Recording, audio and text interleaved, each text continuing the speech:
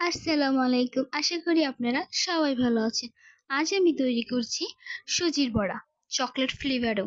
তো এটা বানাতে আমাদের কি কি লাগছে, চলো সেই উপকরণে যাওয়া যাক। এটার জন্য আমরা 2 কাপের মতো সুজি নিয়ে নিব।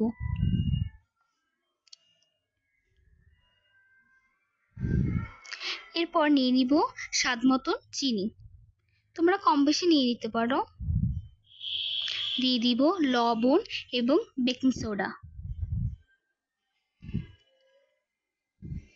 লবণও স্বাদ মতন দিয়ে দিবে এবং বেকিং সোডাও দিয়ে দিব।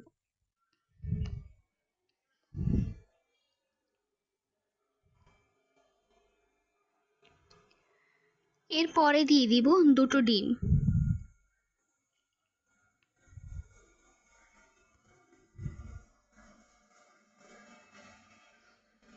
এবং দিয়ে দিব আটা। এখানে আমি 1 কাপের মতো আটা দিয়ে দিব। দিয়ে এই মিক্সারটাকে আমি ভালো করে মেখে নিব। ডোটার ভিতরে আমি অল্প অল্প করে পানি দিতে থাকবো। ডোটাকে বেশি ঘনও করা যাবে না, আবার বেশি পাতলাও করা যাবে না, স্বাভাবিকভাবে রাখতে হবে। ঠিক এইরকমটা ভাবে এটা ফুলে যাবে কিন্তু।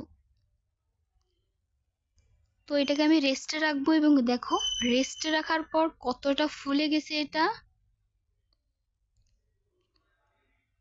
এবার আমি একটি প্যানে তেল গরম করে নিব এবং একটু একটু করে গোল গোল করে শেপ নিয়ে তেলের ভিতরে দিয়ে দেবো ভাজার জন্য। এরকম করে আমি সবগুলোই দিয়ে দেব।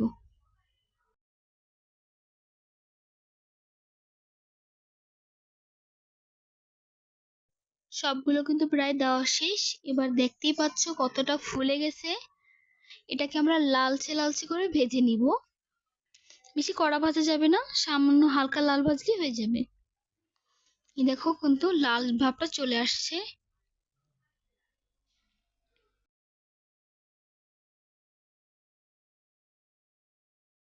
আমার সুজির বড়াগুলো কিন্তু হয়ে গেছে।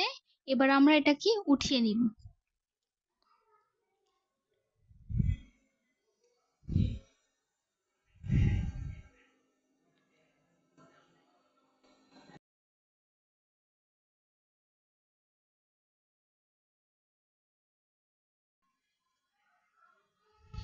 দেখতেই পাচ্ছ এটা উঠানোর পর কিন্তু দেখতে অনেক সুন্দরই লাগছে এবং গোল শেপ হয়েছে। খেতেও কিন্তু অনেক মজা হয়েছে। তোমরাও এটা বাসায় ট্রাই করতে পারো। এটা চকলেট ফ্লেভারের। বাকি যে ডোটা ছিল ওটার ভিতরে হাইকো কোকো পাউডারটা আমি ইউজ করছি এবং দেখো এটাও কিন্তু দেখতে অনেকটা সুন্দর হয়েছে। এটাও কিন্তু খেতে খুব মজা হয়েছে। দেখো এটাও কিন্তু খুব সুন্দর লাগছে দেখতে, চকলেটের।